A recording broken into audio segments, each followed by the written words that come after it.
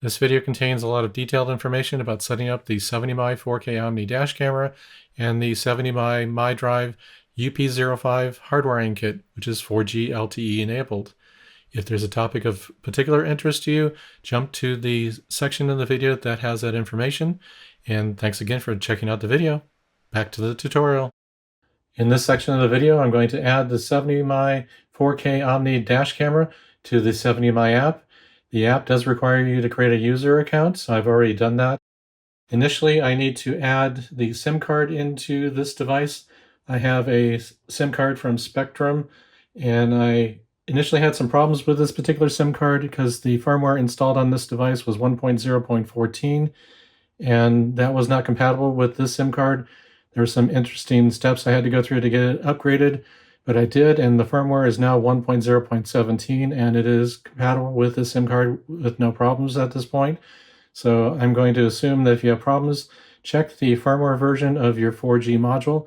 And for the UP05, I needed to get to at least 1.0.17. To insert the SIM card, you need to remove the tray from the side of the UP05. There is a tool provided in the box. You push the tray in to get the tray to pop out. You then have a recessed area in the tray for the SIM card to sit. And with it in there, you can see there's a notched corner and it has to fit into that particular position. Hold the SIM card as you insert it into the slot on the side of the UP05. Same thing should be true of the UP04. And now it is snapped into place. I am providing power to the UP05 through a connection to a DC power supply here in my filming studio. And you would either connect this to your fuse box. I would recommend using fuse taps instead of the approach illustrated in some other videos where you're wrapping the wire around the leg of a fuse. That's, in my opinion, not the best way to do that. And the other option, of course, if you're not wanting LTE connectivity, you have the choice of using the UP03. And there's no need to do any sort of binding of that particular device to the dash camera, since it does not provide you the LTE connectivity, but it does also give you parking mode support. So if you need parking mode support, you need the UP03, and there is limited low voltage cutoff, which is fixed at 11.8 volts. With the UP04 and the UP05, you have a configuration setting within the 70my settings for the 4K Omni to decide what voltage level you wish it to turn off power to the dash camera. Now that I have the SIM card installed into the Midrive UP05 hardwiring kit, which is 4G LTE enabled, there will be a status LED when I power it up. If there's no SIM card in here at all, it'll blink red, and it will go through various states showing you a blinking red, a blue, or green, or blinking green. If it has a full connection to the cellular network, it will have a steady green status LED. And also we should come up with a screen showing the last 4 digits of the SSID for this particular 4K Omni dash camera. So I'm going to go ahead and quote-unquote start the vehicle by supplying power from the DC power supply. And we should start seeing a blinking status, which we do, status LED. And the 4K Omni should be booting here.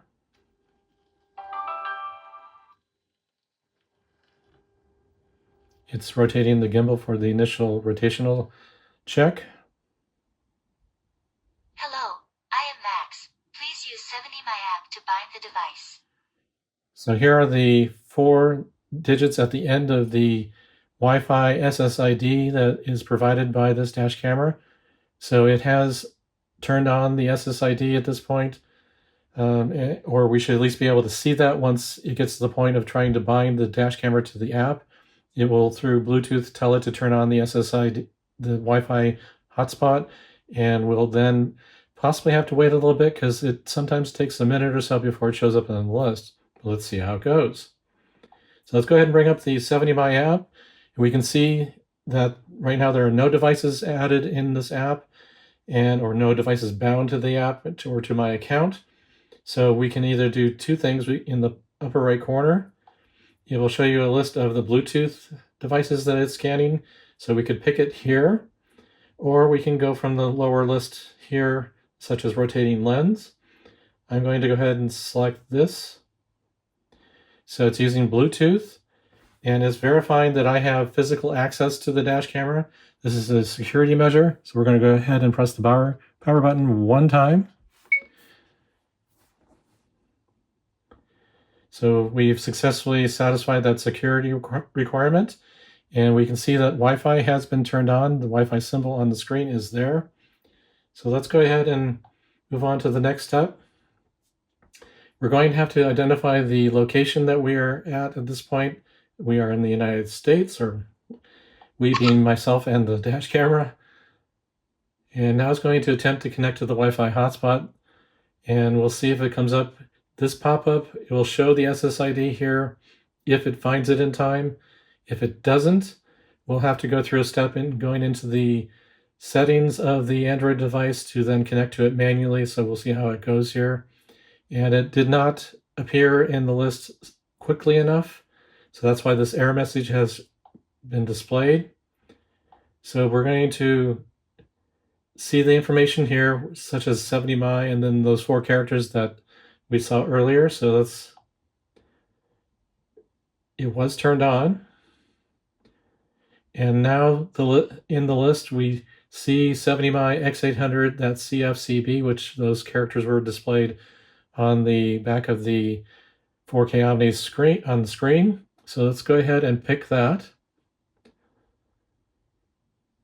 And since I had previously connected to that SSID, it does have the password. If I hadn't connected to it before, I would have had to type in the default password of 1234567 All right, now that we are connected, let's see if the app can pick up from that point, and it has.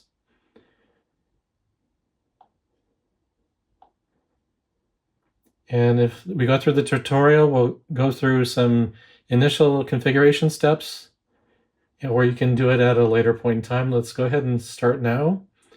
And on the screen, we can see that it has the connected symbol for the Wi-Fi connection to the app. So we're going through, and the broadcast language is the messages that are output from the camera, and I'm going to select English for those.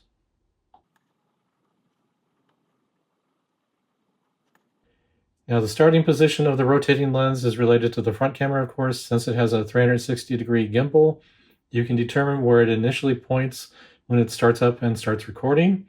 And you can use the left and right arrows to adjust that default position, but the default is straightforward, and I'm going to leave it in that particular case.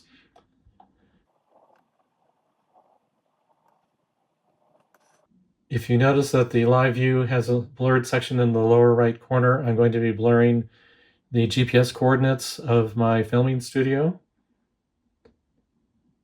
since those are enabled by default. Now we're going to be going into Sentinel mode configuration. Sentinel mode is parking mode, so I will say parking mode for this point forward, but the app uses the term Sentinel mode for parking mode. So there are 3 different types of parking modes: collision detection, motion detection, and time-lapse photography. They can all be enabled, disabled, or in any combination thereof. And again, parking mode is only supported when you have a hardwiring kit powering the dash camera. If you're using the USB power adapter that's in the box, you will not be able to enable Sentinel mode or parking mode operations. I will be connecting this to a dashcam battery pack, so I'm going to select the duration of unlimited. Collision detection, if we enable that, it has a sensitivity to it, so depending on how hard the impact is to the vehicle, it will then determine whether it qualifies for an impact event. And then the start after flameout is a poor choice of words for English right now, for basically start after parking mode starts or Sentinel mode starts. So you can determine if you wanted to start immediately after entering parking mode for this type of detection, or if you wish to postpone that for up to 5 minutes. And that way, if you exit the vehicle, close the doors or the lift gate or whatever you're doing as you're exiting the vehicle, those won't trigger false positives for this particular type of parking mode. I'm going to leave it at respond immediately. For motion detection, that is a AI-enabled parking mode, where it will detect or look for humans moving around the front of the vehicle and see if they are quote-unquote suspicious. And if there are just objects moving in front of the vehicle, it does not consider those suspicious humans. It only looks for humans. I've tried that during my power consumption testing, and it only will detect humans. So if you wish to use motion detection, you would enable it here also. And you would then have the same type of settings, the sensitivity, which we can look at that. We can, by default, it's medium, high is an option, ultra high or low. So depending on how sensitive you wish it to be, you pick the appropriate one for your situation. And of course, we have the start after flame out again, which is instantly as you enter parking mode, or wait for 5 minutes before it starts doing this. And then time-lapse photography, it will record at 1 frame per second during the entire parking mode session. And again, these are cumulative, so if you wish to have, let's say, time-lapse photography enabled, but you also wanted to detect when a parking mode impact event occurs, you have to have collision detection and time-lapse enabled. If you only have time-lapse enabled, it will not do anything special during an impact event. So depending on what you want to have on and off for this particular parking mode configuration, you determine what's the best for your parking mode needs and enable or disable them as necessary. I typically would use time-lapse and turn off the motion detection and also have the collision detection enabled. It depends, again, what you're needing for your particular parking mode needs. The dash camera does have a list of voice commands that are available for you to control the operations of the dash camera. These two screens show those various commands, and I'll have a short demo of these a little bit later in the video.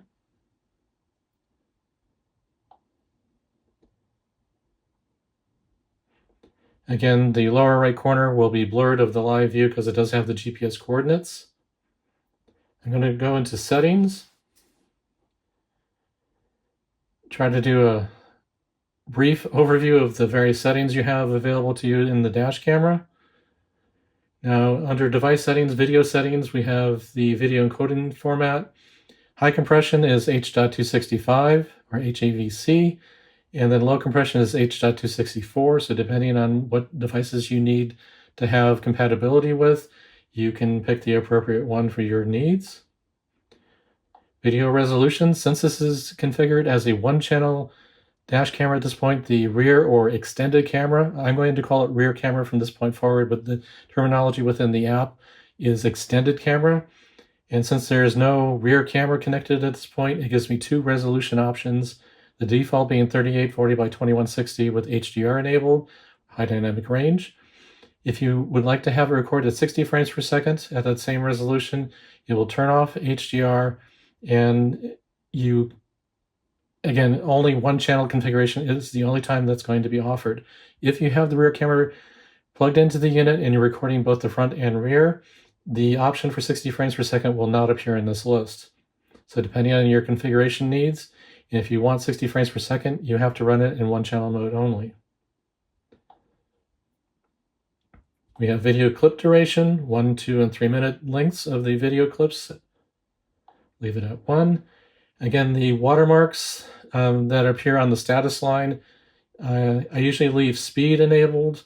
The coordinates I tend to turn off since I include videos in my YouTube videos and I don't need locations like my home and other places to be displayed. But that's depending on your needs. You can leave that enabled. I'm going to turn that off here. The 70mm logo.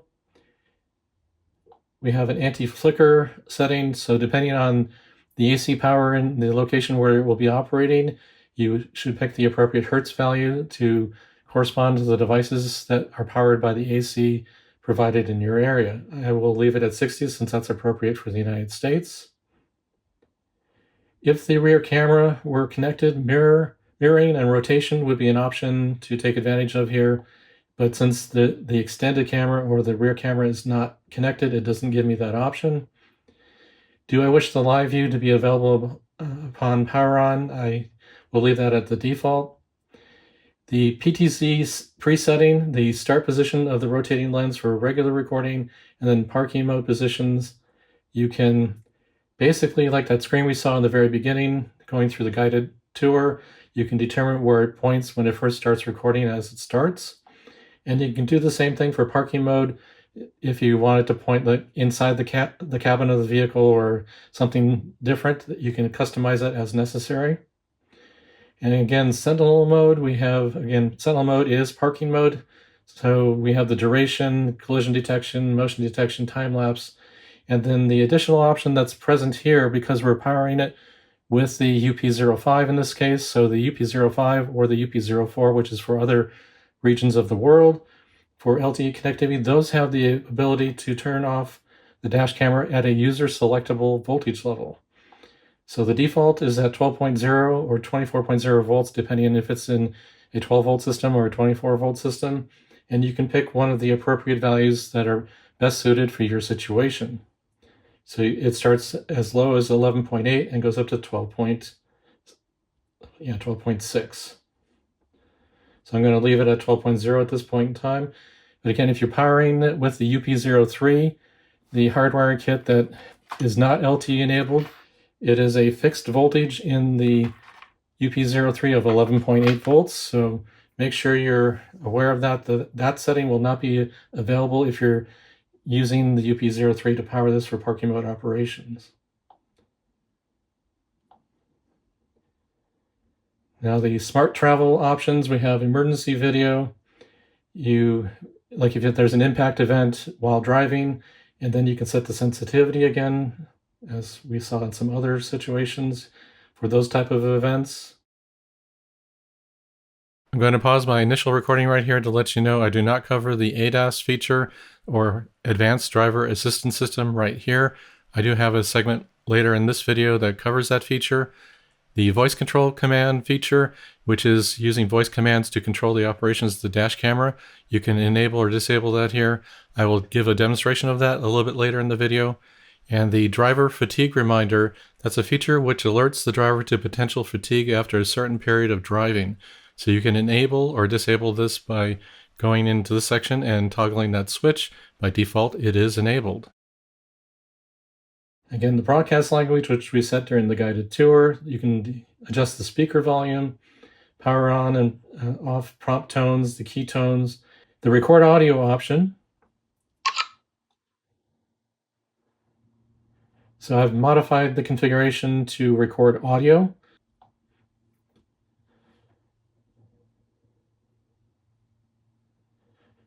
All right, moving on to system settings.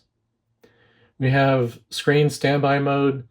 The clock screensaver is the default, so if there's been no activity, it will switch to that particular screensaver for the front camera. And you'll either have the max animation screensaver, the clock screensaver. I tend to turn this or set this to off, but I'll leave it at clock screensaver for now. And since I place this camera usually in front of the center rear view mirror, I tend not to see the camera screen, so it's usually not an option for me to really take advantage of that. I can move the center rear view mirror to see it, but a screensaver is not an important thing. I usually set it to screen off. And for the Wi-Fi hotspot settings, you can power on the Wi-Fi hotspot automatically after starting up. By default, it does not do that. And you can modify the password, and you can define whether it's using 5 gigahertz or 2.4 gigahertz. It defaults to 5.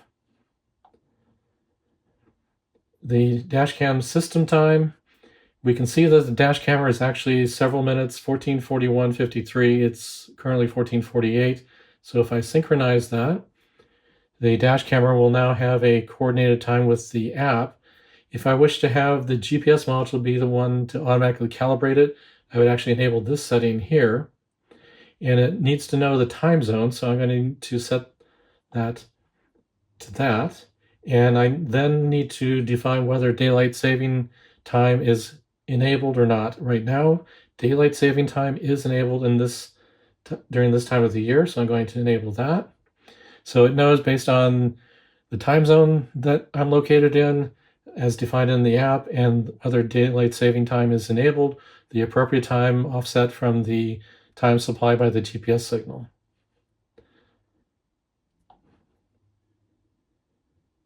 And then we can define the date format, and the United States typically picks that format. That depends on your personal preference. Speed units, of course, can be miles per hour or kilometers per hour. I'll leave it at miles per hour. Positioning status is a listing of the GPS signal strengths that are currently active right now. And then the About screen will show you the device name, the firmware version. I have version 1.1.88WW for the 4K Omni. And again, that 4G module version that I mentioned before of 1.0.17. That was 1.0.14, and I did have some problems with that SIM card. But after getting it upgraded, which again took some interesting steps to get to that point, it actually works just fine, perfectly fine with this Spectrum SIM card that I'm currently using. So let's go back. And then you can synchronize the routing data with this option. There's also retrieve device log. So if you need to submit a trouble ticket to 70mi, you would retrieve the device log from the dash camera, and then you can use that to submit that device log info to 70mi. You have the option of formatting the memory card.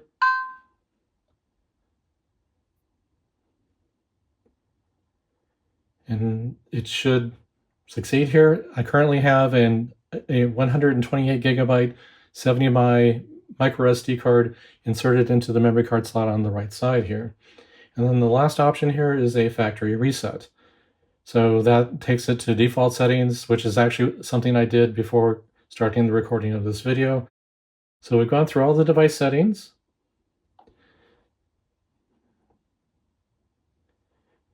And if there are any videos that are stored on here, we can use the album option to go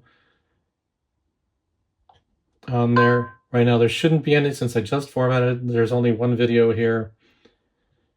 So it can, it will actually display the video. Here, I currently have a 120.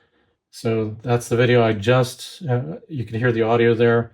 And since I turned on recording audio, you can use the download option to retrieve the video from the dash camera and store it on the local device. If there were rear camera videos as well, you would have under extended camera the option to download videos from the extended or rear camera as well.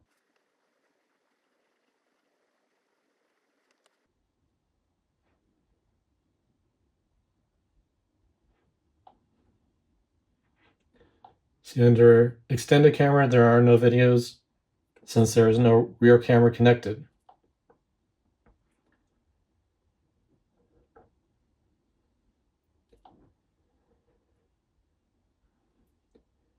All right, we are at the point where the 4K Omni has been bound to my user account in the app. So I'm going to go back to the top level. So as we see now, we have the 4K Omni listed, but we don't have any network connectivity as far as 4G LTE. So now let's go ahead and do that. I have the SIM card, which I installed before. We have a blinking green LED on the 4G module. So let's click on Add 4G. It says to insert the SIM card, which I already have done. Connect the 4G module and dash cam, which I have.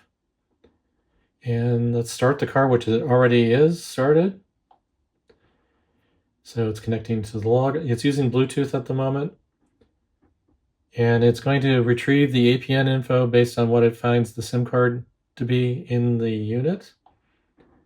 So it's reading the SIM card, figuring out the APN, and it applied the APN successfully. And it's saying that the 4G module was bound successfully to this dash camera. So now that it has been bound, looking at the app, we can see there's a 4G online status there. We can see that the LED status light on the UP05 is now a steady green, so we have an established connection. Now that we have a 4G device bound to this dash camera, there are additional options listed below the dash camera in the app. We have remote surveillance, vehicle location, alarm center, and battery detection. So, of course, remote surveillance is going to use the 4G LTE connection to use that to access the front camera.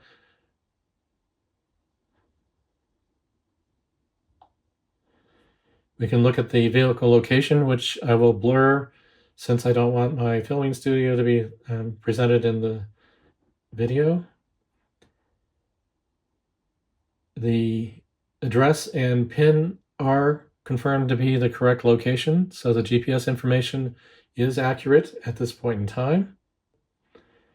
We have an alarm center entry here, which if there were Sentinel mode or parking mode, depending on your terminology, if there were like suspicious person events from motion detection or impact events from collision detection, you would see those entries here, or an emergency video while driving, you would have messages here that would appear from those events.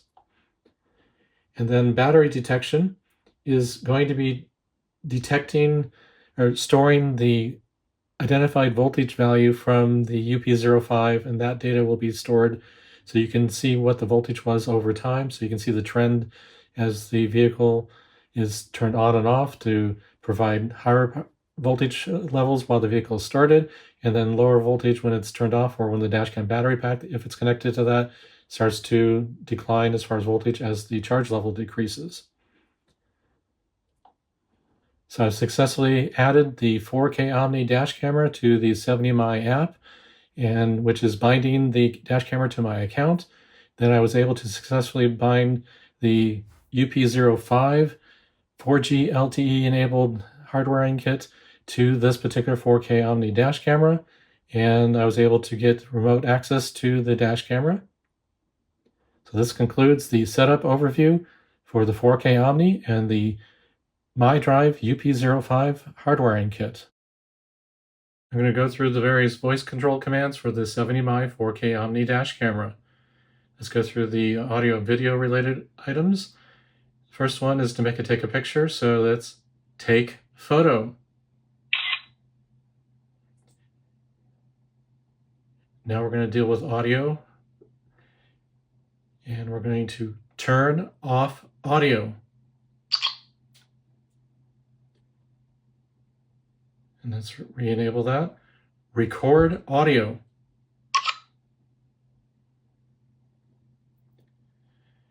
If you wish to make an emergency video, you can say record video.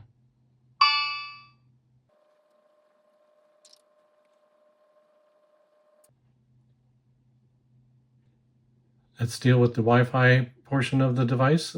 Let's use the command to turn it on. Enable hotspot.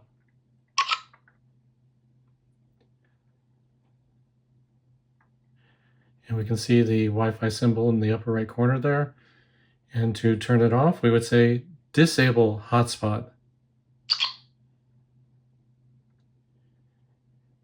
If it's a multi-channel configuration, although this is a single channel one, you can switch the views. So let's try pointing it towards the front. Switch front view. This next command should fail since there is no rear camera. Switch rear view. Cannot perform this action. That makes sense based on the current configuration. If we wish to rotate the front camera lens to various positions, let's go through that now. Capture left. If you want to make it look to the right, we can say capture right.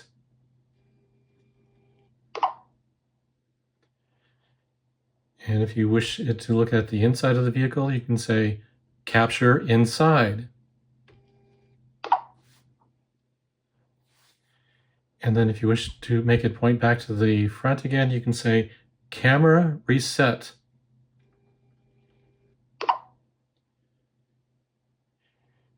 And next we have selfie and vlog related items.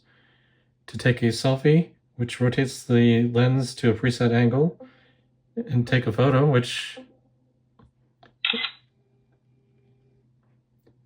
So again, that command was take selfie.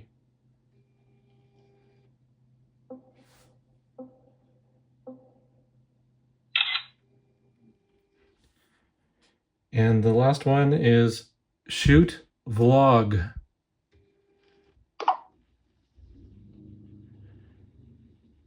The rotating lens will... Get ready to say hi to the camera. rotates and to catch a panoramic video view.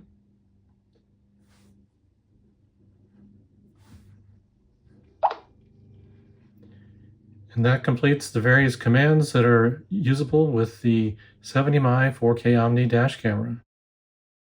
One of the additional settings within the Smart Travel section is for ADAS. And of course, that's for driver assistance features, such as lane departure and vehicles started in front of you. So if you enable that, you'll do some camera alignment to make sure that the appropriate aiming of the camera, front camera, is taking place. So it's going to talk about lens calibration. And it has that dashed line, which should appear at the top of the end of the vehicle hood or bonnet, depending on your location. And then the brighter area should be on the left and right edges of the front hood or bonnet. And you can move it as necessary. And then it's going to talk about going and driving at a speed above 25 miles per hour so that it can do some additional calibration from real-world results. Now the various... Alarm disabled. Start calibrating ADAS. Please keep the driving speed above 40 kilometers per hour or 25 miles per hour. And here are the various warning options for this feature. Forward collision alert, enabled by default. Lane departure alert, disabled by default. Front vehicle start alert, enabled by default. Pedestrian collision warning, enabled by default. And rider collision warning, enabled by default. And if you need to perform a lens calibration again, you can go into this section and perform that same calibration that we saw when we first enabled the feature. You've reached the conclusion of this detailed setup video for the 70mm 4K Omni dash camera and the 70mm Midrive UP05 4G LTE enabled hardwiring kit. Thanks for coming and checking out the video. I appreciate it. And thank you to 70mm for providing the dash camera and hardwiring kit for this video. I hope to see you in the next video. Thanks for watching.